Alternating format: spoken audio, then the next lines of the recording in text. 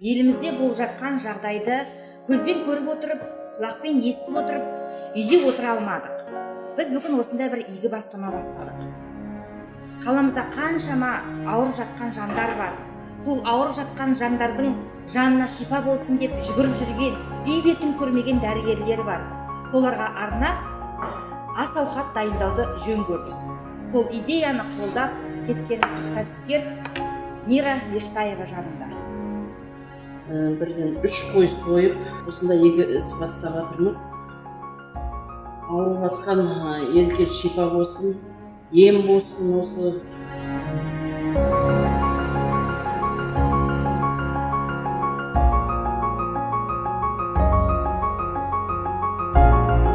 Жазылып кетсін.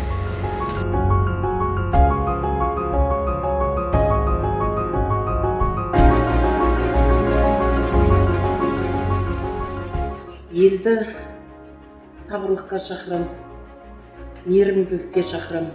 Осы біздің ісімізді, игі ісімізді ары қарай жалғап кетсе деген ойымыз бар. Бұл біздің бірлігімізді көрсететін дүние ағайын. Қолымыздан келгенімізді аямайық.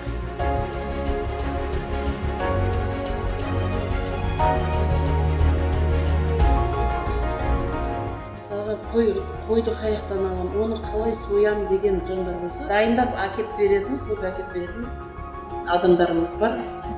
Хабарлассаңыздар, мен қол үшін берем. Бір тиын алмаймын сіздерді. Әркім өзінің үйінен дайындап тағы да бүйтіп сапырлысыңызға да болмайды.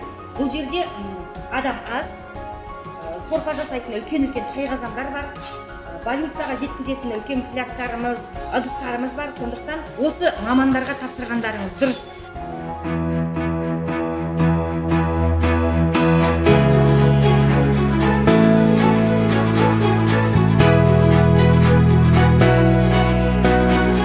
Медицина қызметкерлерін қолдаймыз, қолпаштаймыз.